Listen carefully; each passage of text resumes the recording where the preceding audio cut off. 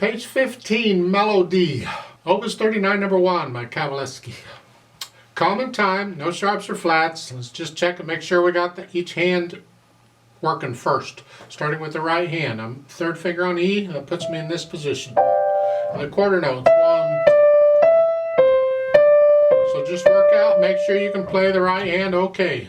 I don't see anything hard about it, at least not for me. Left hand's a little tricky though. In the left hand, you notice we have treble clef in both staves. So the left hand, you're reading treble clef. And it's a C and a G, and it's 5 and 2. Not 5 and 1, 5 and 2. The reason is because we're saving the little finger for the A. The next measure, you have an F and a 3. So we're just going to here to here. That's a good fingering. I like that. You're going to use that a lot. Now, it's a little misleading. Some people get confused. You're playing in different parts of the piano, and basically you're just sitting in the middle of it, reaching out where you need to go. Well, when you start crossing like in this, I'm crossing and I got a big belly. It's a little harder for me. You don't try and make your hand like it would be in this position down here. It doesn't have to be in the same position up here, is what I'm saying. Your arm is going to, your hand's going to move. The angle to the keyboard is going to change depending on where you are. So here I might be here. Here I'm going to be more, and it's going to be more of an angle, and that's okay. If I were up here, it'd be even more of an angle, because I'm not going to try and make it, no. So you'll just, it's okay. They don't have to be at the same angle every time. If I were down here, it'd be this, it'd be down here, I'd be at this.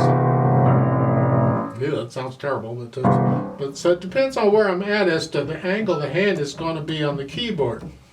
So when you're up here, don't worry, it's going to be at a bit of an angle, depending on how big your belly is. If it's not very big, then it's not a problem.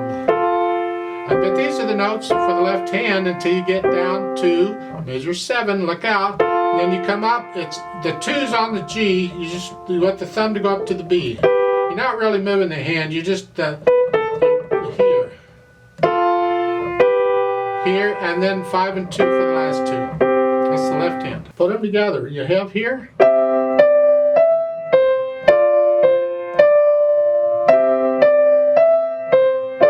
the idea?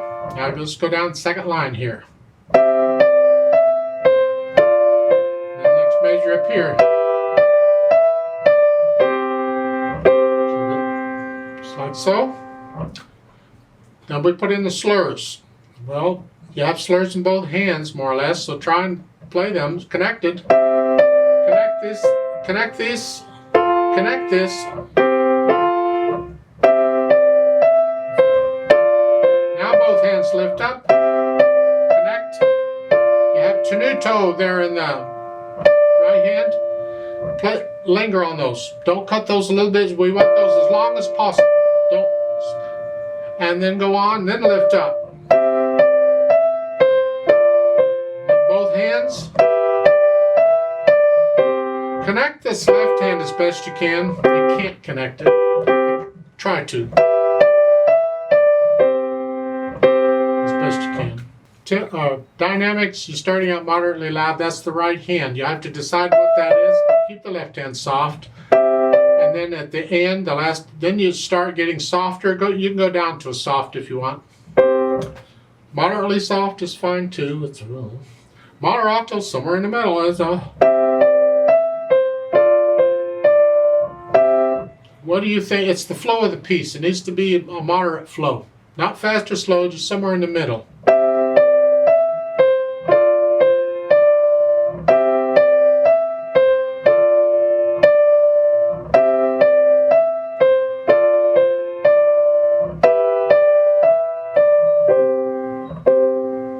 Something like that. Let's try it together very slowly to double check the notes and the rhythm. I don't know that the rhythms are a problem, but let's just make sure we have the right notes. So I'll give us 4 counts. 1, 2, ready, go. 2,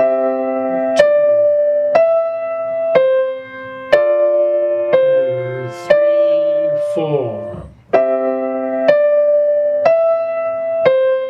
1, 2, 3, 4. 1,